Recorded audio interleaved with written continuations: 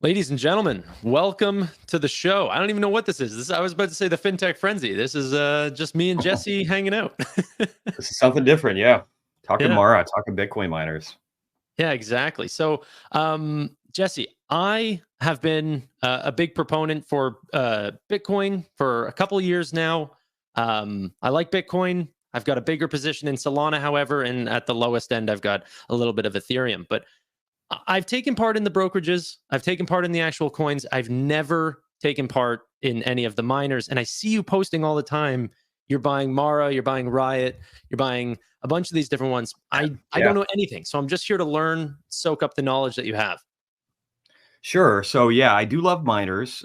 Just like altcoins in the crypto world, they provide a multiple of like what the higher, larger caps do.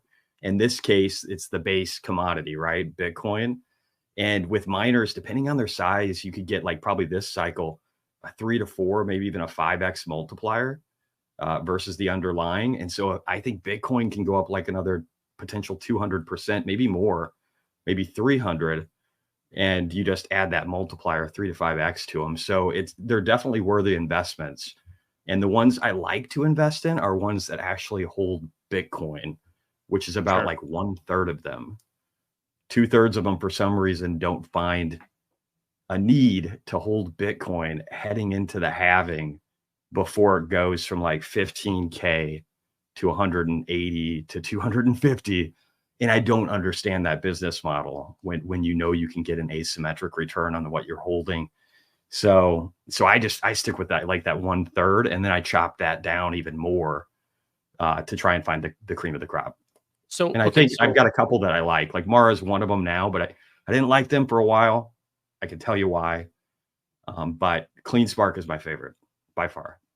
I've been reading just a little bit today, and that Yeah. seems to be um, around the block that people are saying that CleanSpark is the best because I guess they produce or they're able to produce the bitcoins at a much cheaper cost. Is that just? I'm going to assume that's in the Yeah. name that they have a very cheap way of getting their energy, or what? What Yeah, is and it? they did, and like Mara, they did other stuff before too, but yeah, so they've structured their company where they're trying to work with just clean energy. Like it's Sure. nuclear, it's solar, it's wind, it's all these different things, hydro. But they're trying to source their energy to where they don't have to worry about like the government coming after them later. That's kind of where the clean and the clean spark comes from. Yeah, yeah, yeah. But I think the name actually comes from their other business, whatever it was in the past before this, last cycle that we passed, and now we're in the new one. But so I think that the keys for them though are their management just executes consistently. They did it last cycle, they did it this cycle. Mara last cycle was a mess. They were just a clusterfuck, especially like in the beginning of it.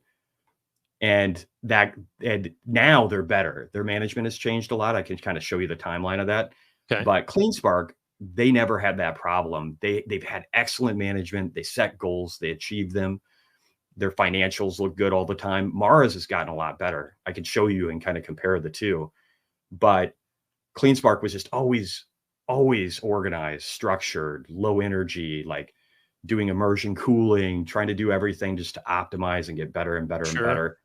And and that's why people love CleanSpark.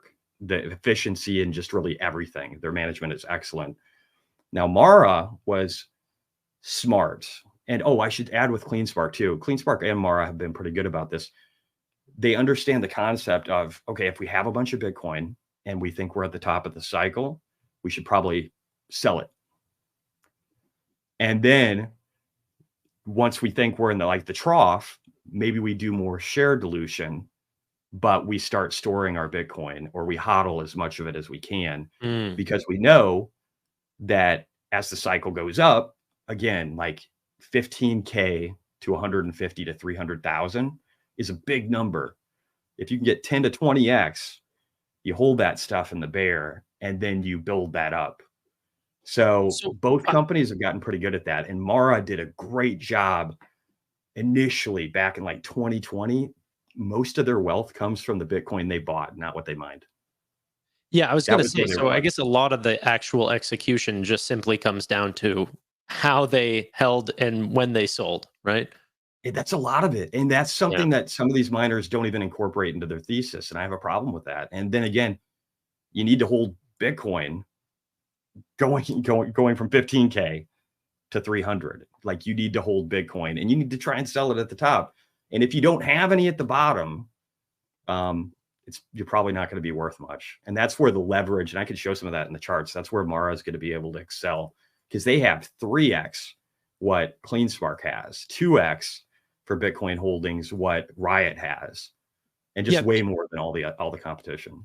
If I'm correct, because I've only looked into this very, very briefly, Mara is the largest in terms of market cap. Is that correct? I think they are now. Cores went bankrupt. They probably were the largest for a period of time, especially last cycle, but they were horribly mismanaged. I actually was afraid Mara was going to turn into the next Cores, but they've done a lot of things to fix that. Right. So, okay. So I want to go back to step one because we really got into the weeds, but especially for a lot of my audience that might not see me covering a lot of Bitcoin at all. So essentially, this is why I'm starting to look at the Bitcoin miners and why I have a lot of questions. And I really do appreciate you coming on. So one is there's a Bitcoin halving coming up. Okay. This is the massive event. A lot of people are very highly anticipating this event for Bitcoin because historically the actual underlying Bitcoin has ran up a lot after that halving. How does the actual miners play during these halvings, considering that their rewards get cut in half during this time? No, that's a really good question. So one would think logically that they play really poorly, right? You would think that they do really bad because their revenue's getting cut in half. I mean, that's what would make sense. Right. Yeah. Historically, this last cycle was a little bit different to judge. And then before that, there just wasn't publicly traded miners. So we don't have a lot of history to go back through, but they did well this last cycle. And then the one before that, again, there just weren't that many. They weren't public, but they did well. Part of that could have been because we had the March 2020 huge drop in Bitcoin and everything, right? And so they were recovering from that. And then the halving occurred and Bitcoin just kind of kept going up. So that could have played part of it. But from my experience, what I believe happens and kind of my thesis from all the research I've done is that Bitcoin miners just stop selling. They stop selling completely. So not only, and then you have that, it's a culmination of a bunch of things. You have Bitcoin miners that are like, I'm not selling at this price. We're waiting until it's higher. So whether we have to dilute shares, whatever we have to do, let's pay the bills, but we're not selling. So you don't really get a halving. You get the issuance completely stopping. But that's not just happening with miners. That's happening with everyone because nobody at the halving is like, oh, you know what I should do?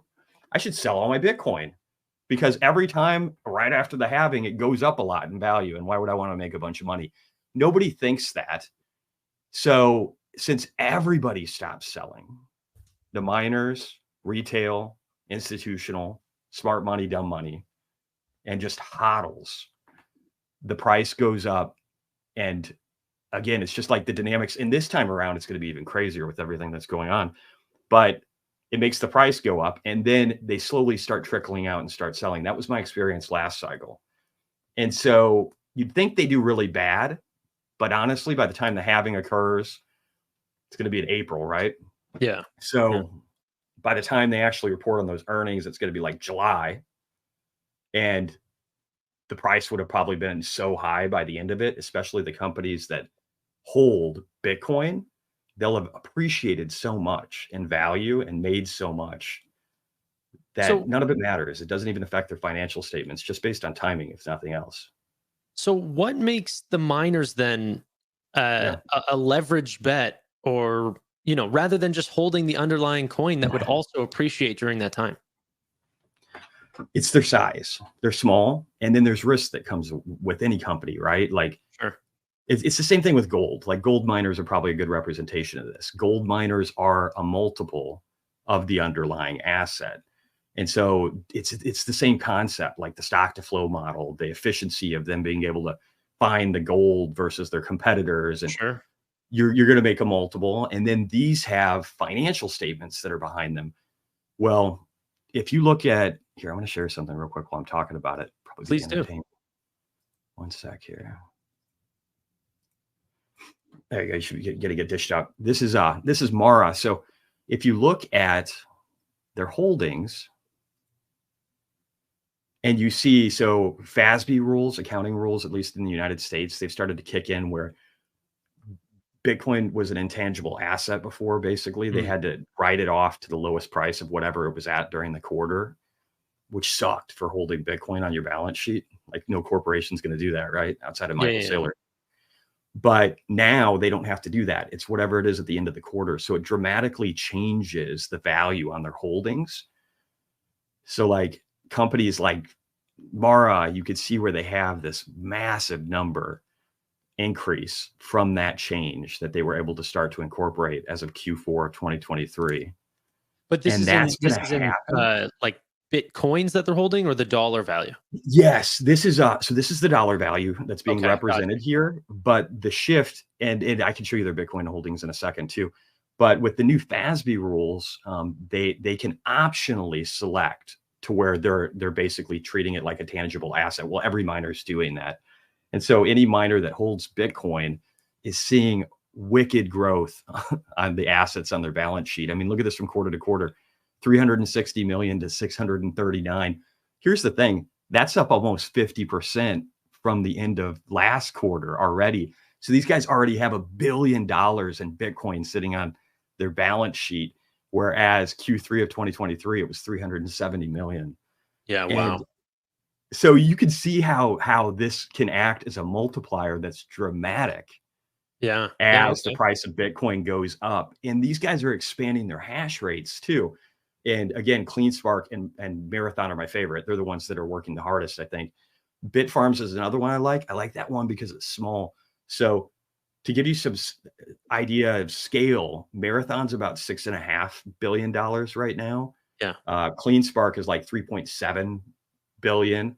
And then Bitfarms is like 750 million. So these smaller caps are just like smaller altcoins. They can grow a lot quicker. Like a little bit of a shift of extra volatility and money coming into them can cause them to just launch. So I kind of look at it the same way. Like Mara's a large cap, CleanSpark's a mid cap, and Bitfarms is a small cap. And I think they're kind of best of breed across each of those categories. I don't know if I answered your question. I just kind of went off. No. Just important to add to that you're also very, I guess, leaning on the excitement of the volatility, because these are potentially options trades for you, not necessarily holding. No, so I did do options. CleanSpark is like at 16 or something now. I did options when it was like $1.50. But no, that's why I got 700% last year. I mean, that's one of many things, right? Gotcha. But yeah, so I did options when it was really, really low, because that's when I apply leverage. You apply leverage when you're at the bottom of the trough. Then you start to exit that leverage, the higher you get and the more close you get to fair value. And then by the time you're exceeding fair value and you're way above it, you want to start depositioning yourself completely. Yeah. So I'm in the stock phase right now. I actually tell people not to use options. Nobody listens to me for Bitcoin, but I tell them not to. But yeah. So it's just stock. So this is another question that I had with the miners that has had me kind of puzzled, because whenever I look for stocks, I like to look for companies that can potentially hold some level of moat or some level of ability to increase margins. Okay. Sure. Yeah. What has me not confused, but just questioning the Bitcoin miners is the more miners that are on the trying to work on Bitcoin's network, the harder it is to crack the blocks, right? So the total hash rate of the network. Does that not keep the margins for these miners kind of static at some point, where just the more efficient it gets and the better that people are at doing this, then that kind of brings on more competitors? No, it's actually quite the opposite, because it's the big guys win. That's what it's going to be. It's going to be, it'll be nation states. I mean, we already have nation states doing this. Right now, we know that, at least not for mining, but we know for a wallet, there's a wallet that's that just like every day here this week, last week, I think they were making or buying 1,000 to 1,100 Bitcoin a day. The production value of the Bitcoin network right now is 900. Yeah. So we have one wallet, probably maybe like the Saudis or something, or some fund that's just buying up the entire daily supply of Bitcoin for the network, for the world. And you're going to see there. I mean, there's already like El Salvador is doing this. There's other state countries that are mining it. I think we might be doing it, just based off the book it's called Soft War by Jason Lowery, where he's a part of the Space Force and like the DoD, and he talks about it being like a form of like an energy weapon instead of fighting like kinetic wars. So like, I don't know. And they told him to shut up, and he had to, for a while, take his book off the market, and he doesn't even talk about it anymore on X. So I don't know. We might be doing some mining of it too, but the big boys, the big scale guys like Mara, CleanSpark, maybe Riot, like the ones that can be really efficient, the ones that are smart with their process of selling, rolling with the ebbs and flows, holding Bitcoin when they should, getting rid of it when they shouldn't. The ones that create economies of scale will wash out the competition because they can be in like 11 different locations. They can be dynamic. They can turn off some and get power credits in one location while helping the grid and help. And like, there's so many, like in Texas, they had that freezing storm. They're not going to have those problems anymore because they've got so many Bitcoin miners there that they can turn that stuff off. And what would have been wasted energy, because you have to have like surge abilities, right? Like if you have an ice storm, you've got to be able to provide enough energy to keep people's houses warm and make it to where their pipes aren't exploding. Well, these miners, because they're massive scale, they can be in these locations and they can run. And then if the network needs them to turn it off so that they can provide power and stability to the grid, they can do that, and they pay a premium for that. And it's still hella cheaper than what they were paying before. That makes so much sense, because I was wondering, awesome. Like Mara was talking about, being on 3 different continents and all of these things, like expanding Argentina, so internationally. I was like, why aren't you just doing this in one spot? Yeah. Part of it is just geographic location is good for diversification, and in case laws or things change in the future that might work against you. It's a new tech, so you kind of have to watch out for that too. Yeah. But yeah, they're trying to basically find different sources of energy in different geographic locations where if anything weird happens, like war or one form of energy costs a lot of money, that doesn't destroy the rest of their operation. So there's just all kinds of things that they have to think about. But the bigger guys are going to win. To answer your question, if anything, it crushes the little guys. People like me years ago had a warehouse with Bitcoin miners in it. Yeah. There's no way I could survive today. There's just no way to do it. I couldn't. I'd have to move to a different country if I wanted to get the prices I need to run the equipment. And even then, without scale, you can't buy it at a rate that makes it efficient. So Mara will win. Riot will win. Good point. Just economies of scale, just buying in bulk, because that's the one thing. All of these companies are just increasing their, their total compute power. And I'm just like, this is an endless game. Like, there will not be a point where, they get to a point where they feel comfortable. It's always a game of continuously climbing and trying to get more. Yeah. It's always win. And you're fighting with the entire world. Yeah. You're fighting with countries.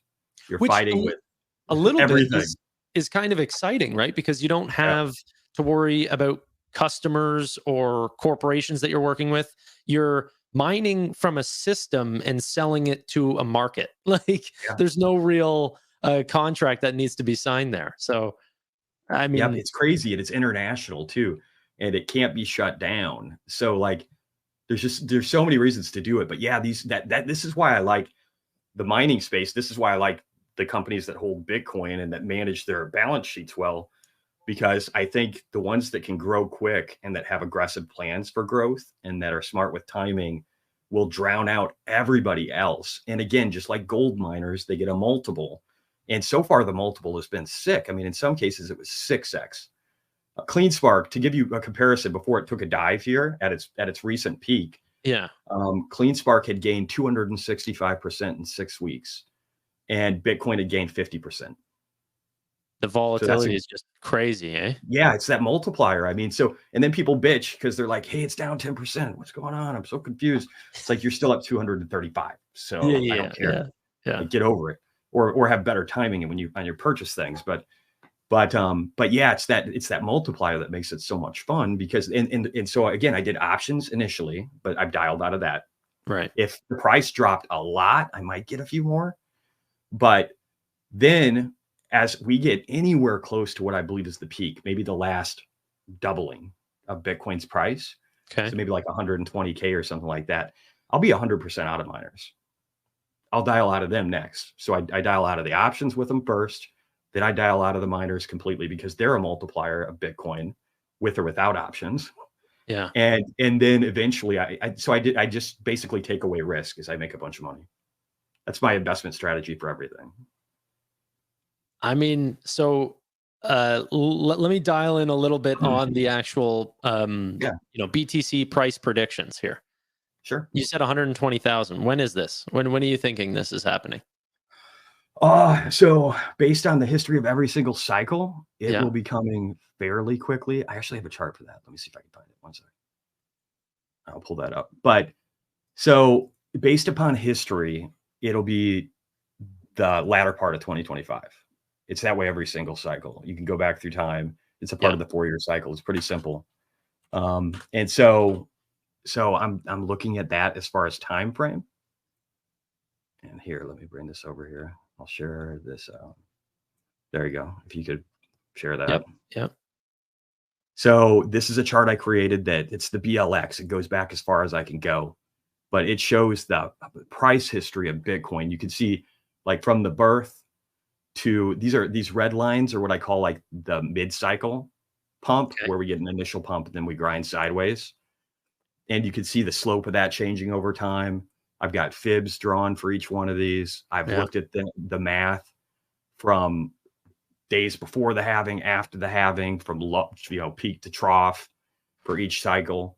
There's a bunch of ways to look at it, and there's all these. There's like the rainbow chart is another great one. There's the MRV Z scores. There's like all these methods that historically do a really great job of letting you know when you're getting toppy. The rainbow one's the one that I remember from like the It's a last good one, cycle. That was really, really popular at the time of and it's this accurate. chart that Really had never accurate. broken since the beginning of uh, And there's a bunch of Bitcoin. those. There's a Yeah. bunch of those, and you could use them to validate against each other. And since they have a history of performing almost perfectly, I mean, use the good ones, obviously, the good models, like Plan Bs didn't work last cycle. But I think that they didn't work last cycle. We had this double top. Based on the timing, I mean, that's because the Fed started talking about hiking rates at the most aggressive rate in history, and the world got a little weird in 2022. So 2021 to 2022. So I actually think we would have went higher that cycle. And then this cycle, there's so many multipliers behind why we're going to go higher. You have BlackRock, the biggest AUM in the world. I don't even know. Are they 11, 12 trillion? I haven't looked lately. It seems it's enough either way. They're pushing this out. Last cycle, banks are like, oh, Bitcoin. You talk about, oh, NFTs. Don't talk about dogs. Ugh. You're one of those people.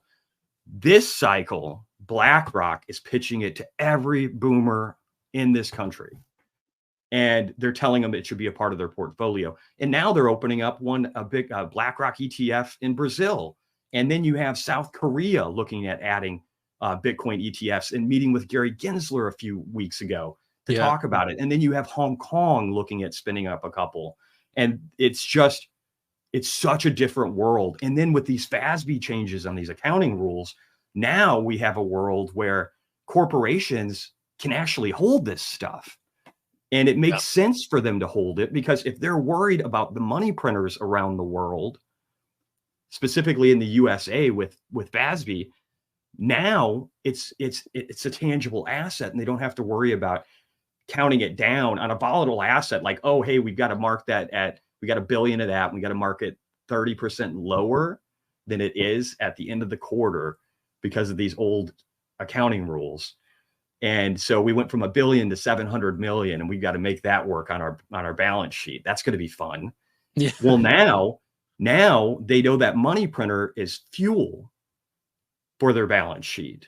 And it's protection for their balance sheet versus the US dollar, and the fact that we printed 35 to 40% of the money that existed in this country's history. And we did that since the pandemic. So we're awash with money. We have these ETFs. We've got corporations getting this benefit. Then we have the halving coming up in like 6 weeks. What I find there's just so much. What I find is crazy is a lot of these brokerages in America are not even offering the Bitcoin ETFs yet. They're not even allowing. They will be. I mean, the Vanguard CEO just got let go. He was with that company for over 30 years. And then he said, we're not going to do that Bitcoin ETF stuff. He doesn't have a job anymore. and now Bank of America, Wells Fargo, all these other companies are like, we're going to start custody. They want to physically, they're talking to the SEC about trying to physically custody Bitcoin holdings, not just ETFs. They all want, they're looking at the most popular ETF in history right now. One that is sucking the life out of gold. And they're going, by the end of this year, Bitcoin ETFs will be worth more than gold ETFs. By the end of this year, we're on pace for that. Probably won't even, maybe it's Q3. And what's the total value of gold ETFs right now? I'd have to look. I don't remember off the top of my head. I've got an image for it, but I didn't bring it. Because I haven't looked into that stuff in a while. I don't even remember what the total value of the gold investments is. I forget what it is. Something in the multi-trillions. Yeah, for gold investments, yes. For ETFs, it's a lot lower. Yeah, yeah. But let me see here. I might have something like that. If nothing else, I can show you gold sucking. There you go. Gold ETFs suck. They look like piss. Bitcoin going to the moon. So that's the difference. These are the flows, right? Yeah. Since January, gold ETFs are getting sucked dry, and Bitcoin's going to the moon. I mean, you don't have to be a rocket scientist to figure out what the better investment is right now. So what's because everyone has some people are saying the gold total is 10 trillion. Got you. Yeah, I think gold, yes, as an asset, yes. ETFs, no. Yeah. As an asset, though, I think silver is under 2 trillion, if I remember correctly. Like Bitcoin had already passed it. It already gold has. Yeah. I forget all those things. I used to have them all in my head. Now I'm so rusty. But what's it called? So I want to know a little bit of your just straight ideas on Bitcoin here for a second, because I don't have too much time because I'm jumping into the SoFi Weekly after. But okay, cool. What's it called? So on the actual Bitcoin front, why is this a massive store of value, potential global internet currency? Why do you believe in it?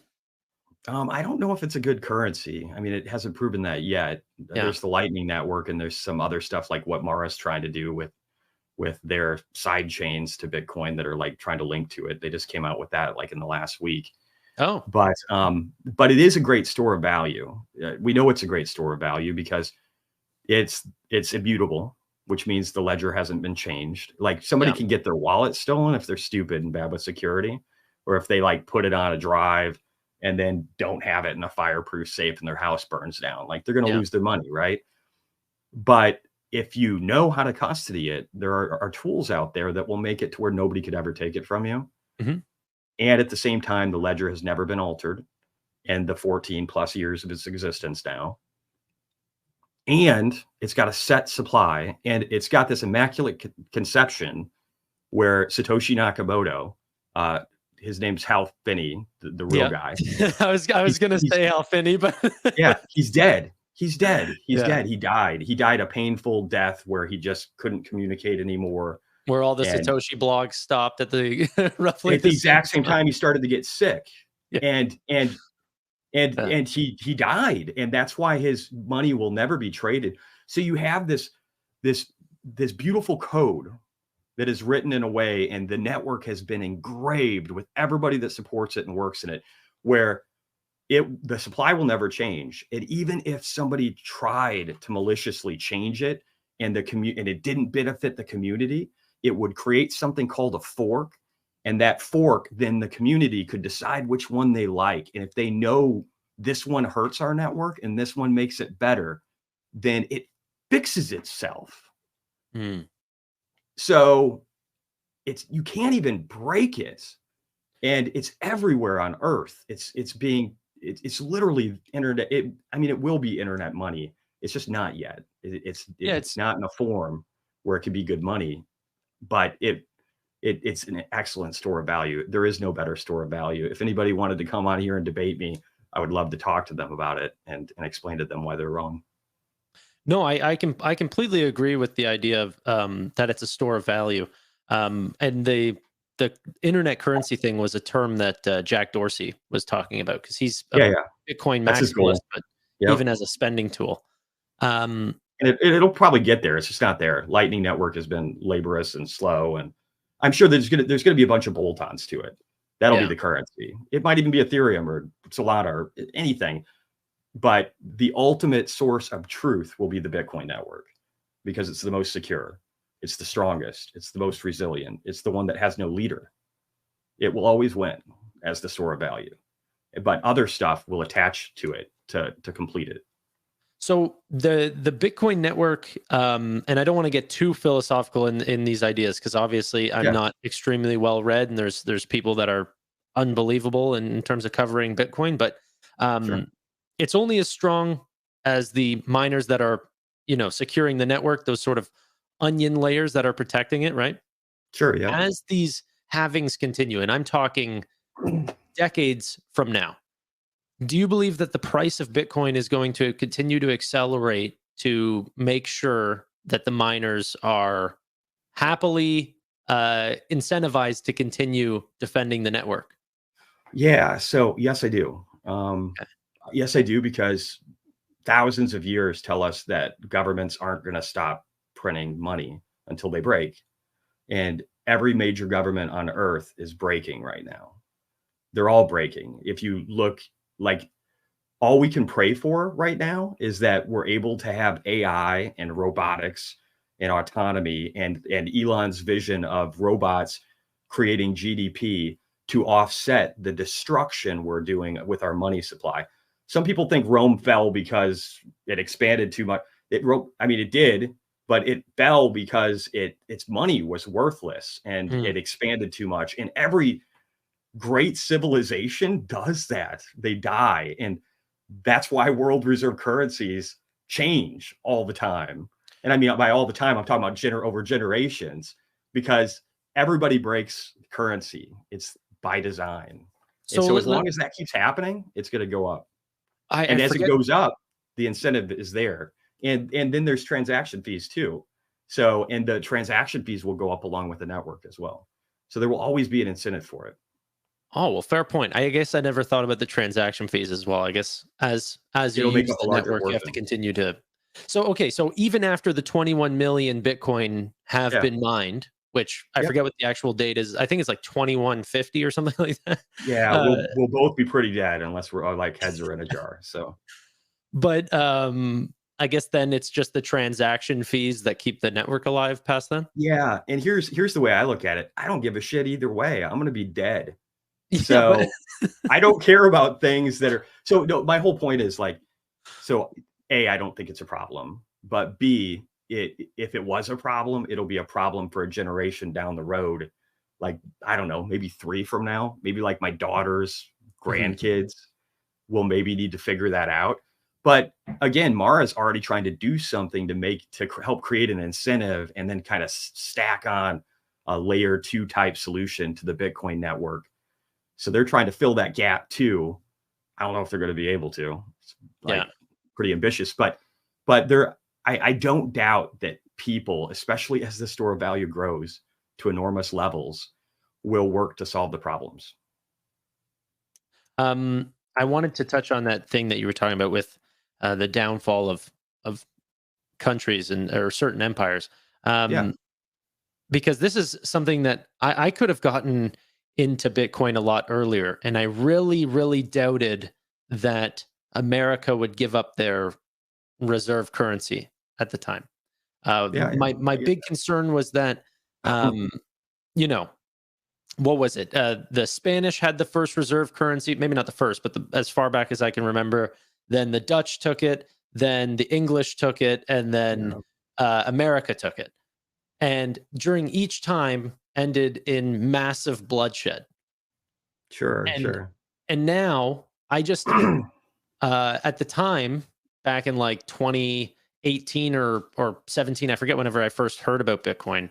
No, it must have been earlier than that. But anyway, um, I was I was thinking that how would regulators be able to give up the status of such a reserve currency to something that They is don't have to. I don't think they have to. So, you know what they need to do? They need to allow ETFs so that their country can invest in it. yeah, So, here's the thing: rich people don't want to destroy their wealth, right? Like that's a pretty simple makes sense. concept. But they could see the government printed 35 to 40% of the money that's ever existed in the history of this country in Yep, just the last 4 years, mind and blowing. they Yeah. can see that their wealth will be destroyed. At least for now, it isn't. But when we start defaulting on our debts, it would be. Well, here's the thing: maybe we can avoid that by allowing the people in this country to enrich themselves off of the destruction of money printing.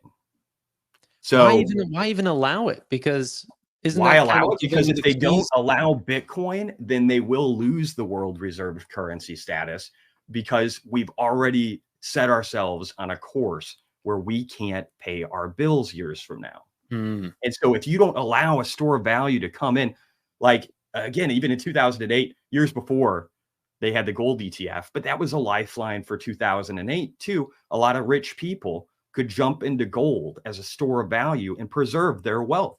They want that again, but gold isn't as efficient. And you have the Chinese and Russians that have been adding tons of it.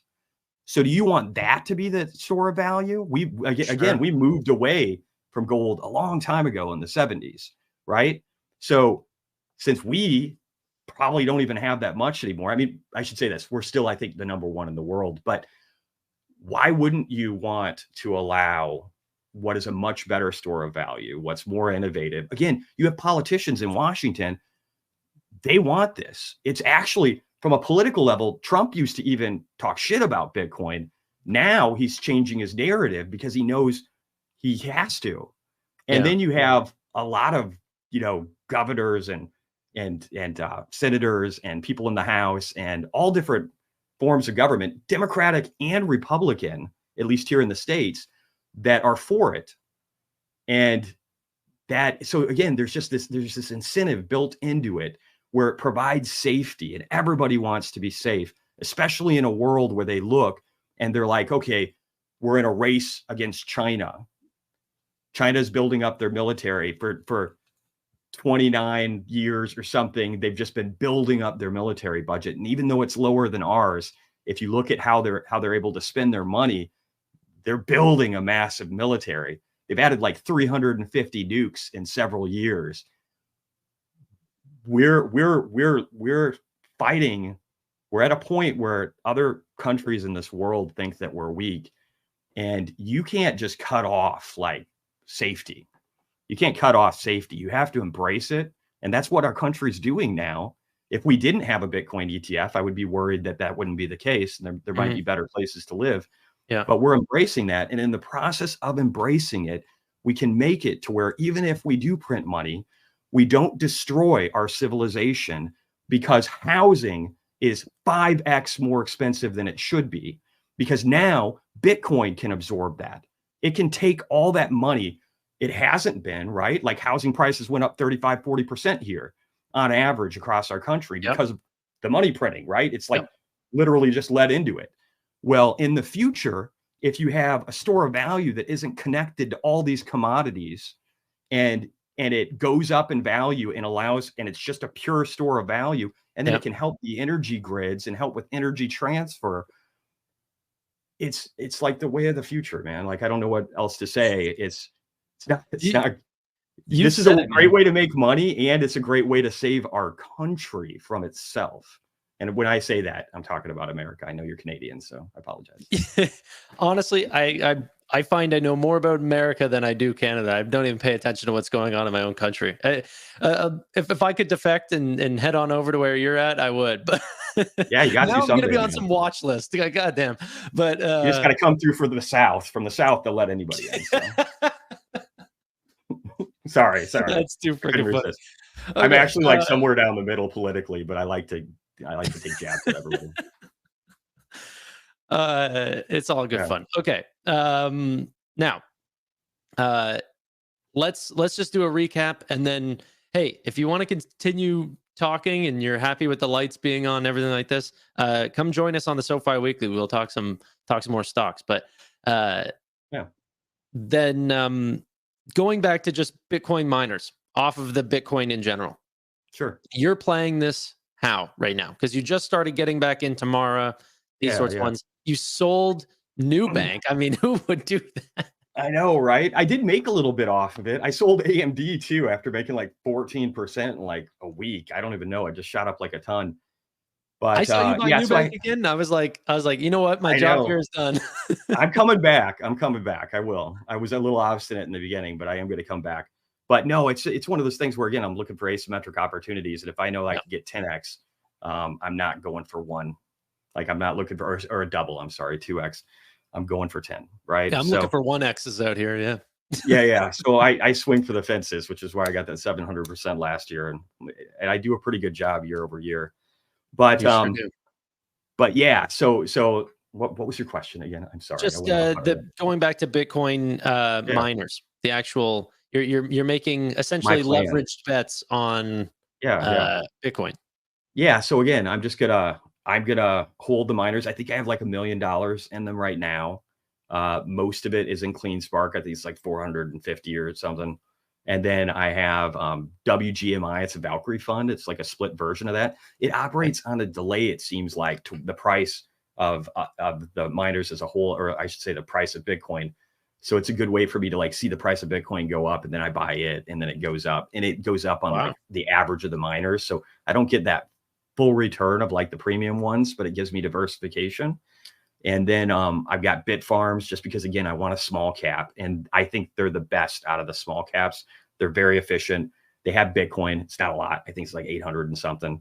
It's not a big number, but at least they're smart enough to hold it, and they're very efficient, and they're good with their accounting, and I like their CEO, and he's Canadian. You should probably meet him or something. I don't know how many Canadians there are up there, but you should talk to him sometime. But and then, but that's it. Like, it's Mara, CleanSpark, and then Mara is my recent ad. I think I have like 200,000 in that one. But the goal is to ride those for at least a year, and then in my like tax advantaged accounts like IRAs are where I do all my trading. I'm not trading under things where I have to pay short-term capital gains. Sure. I don't know how they do it in Canada, but in the United States, if you're day trading, you're going to get raped with taxes. And some people don't pay attention to that. I make tax videos. Nobody cares. But you don't want to get bent over. So I do the day trading type stuff, or I like to say swing trading. I think that's what I do. I just reallocate daily, but it's swing trading. I do that in the IRAs, and then all the other stuff I buy and I hold for at least a year, because I want to pay the lowest possible tax bill I can. Yeah. And but that's the plan. Dial out of the leverage on the way up, and then eventually I'm going to start using this inverse ETF to Bitcoin to, when I think it's near the top, I'm going to start adding to that. And that should give me a nice multiple to the upside as Bitcoin drops. But before you continue on, so let me get a recap here. I want to make sure my math is correct. Sure. Bitcoin around 60,000 right now. Your belief is that you're going to be in the Bitcoin miners till 120,000. Is there a 4 to 5x multiple on the potential like leverage of those plays all the way up there, or does it start to scale back as you start to get to the top? Well, like where do you see Mara, for example, around $120,000 Bitcoin price? Yeah, that's a good question. So I think it'll probably be at that level. I think it will be a lot. It could maybe be 6 or 7x from where it is now. And it operates in waves. So you have, again, once you run 265%, you could take a wave down. You could go 30 to 50%. It's kind of like the way Bitcoin used to be years ago in previous cycles, when it was more volatile than it is now. Now it just goes up. But but you ride those waves, and then you're right, near the end, it will start to peak, and you'll see that you're slowing down on your gains that you're getting daily, and you'll see all the oversold conditions, and you'll refer to all the other indicators that you can, and you'll know that you're getting close to the top. And so it might not be 120, it might be 150, just all depends. There's so many multipliers to the upside that we haven't seen before. Gotcha. Just the 12 trillion and AUM with just BlackRock alone, the fact that we're consuming Bitcoin new issuance at a rate of 10 to 15x its daily issuance, and if the price doesn't go up, that goes to 20 to 30x. So one day is 30 days. 12 days is a year worth of issuance at Bitcoin. 24 days is 2 years. But if you start to go out too far, then you have to cut the issuance in half again. So the multiplier to the upside of the supply to demand dynamics is just fucking insane.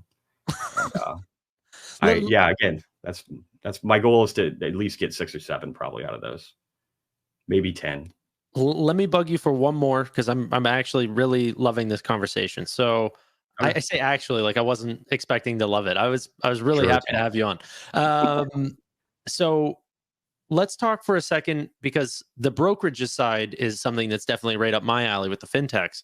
Coinbase. Do you think that Coinbase is any sort of play that you would ever go near? How do you look at something like that in the exchanges side of crypto? Yeah, so Hood's one, even though their selection of crypto sucks, it's a multiplier to it. And I've got options in that, and I'm up like 300% right now in them. Yeah.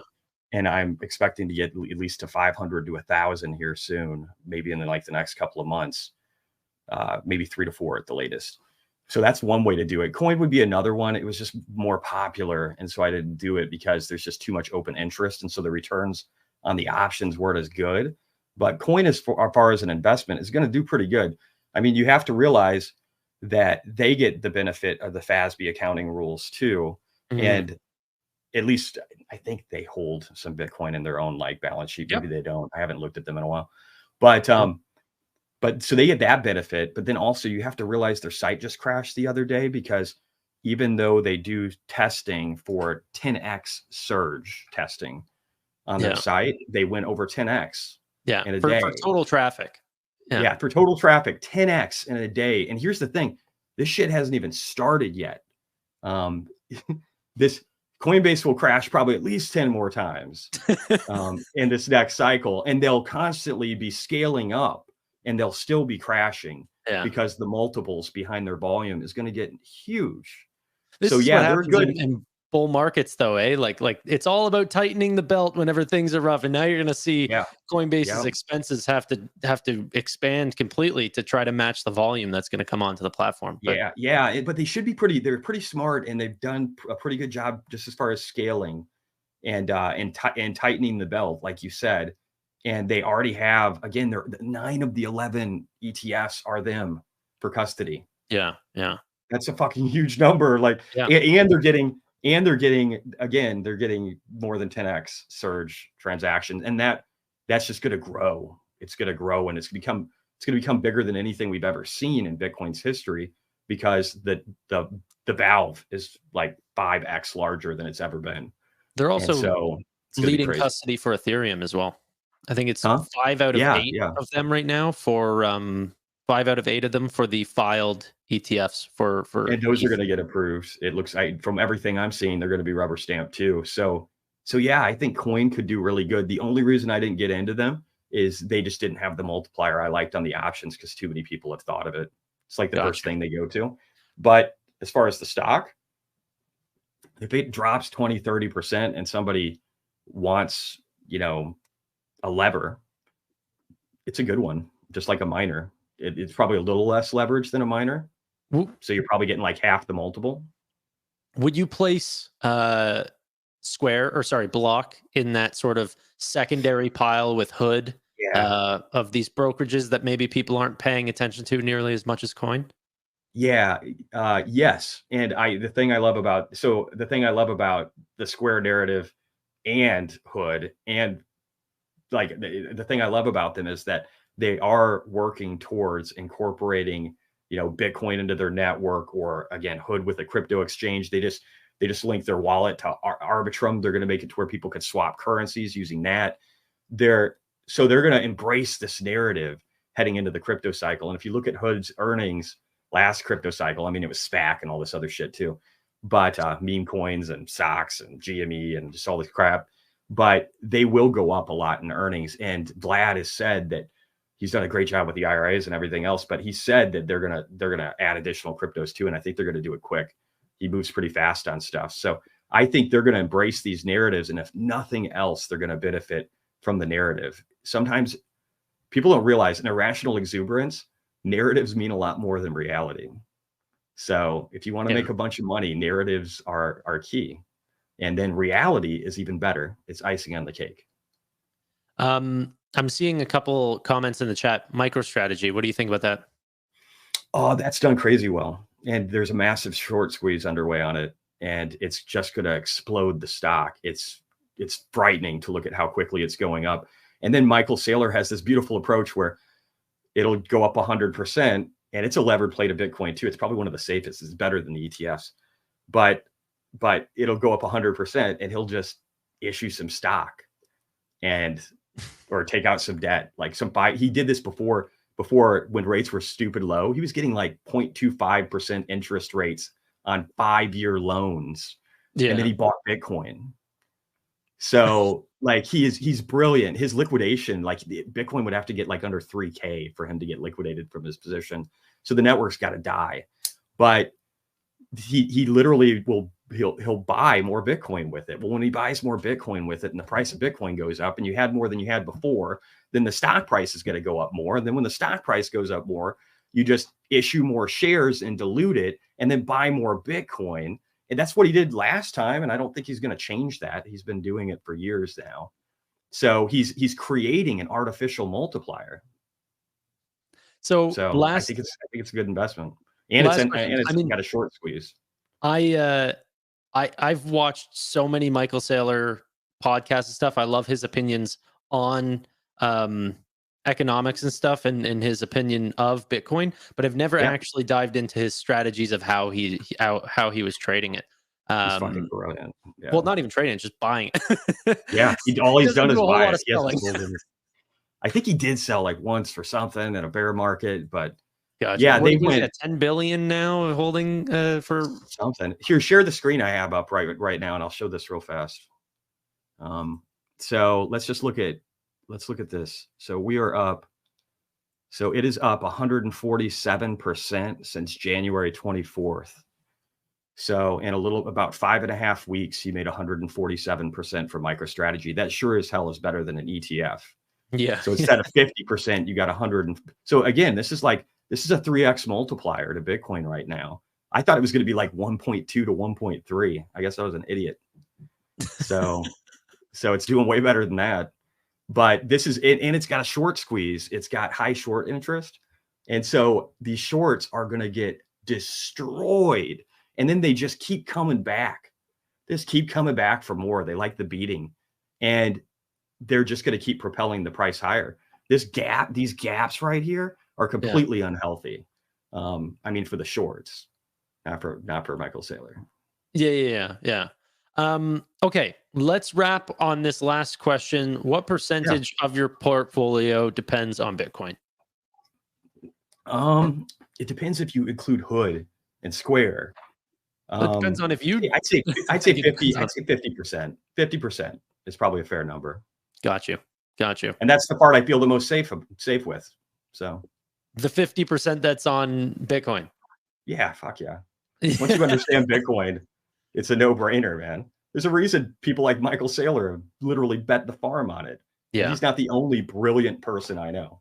Yeah. So. Well, Jesse, man, let's do this more often.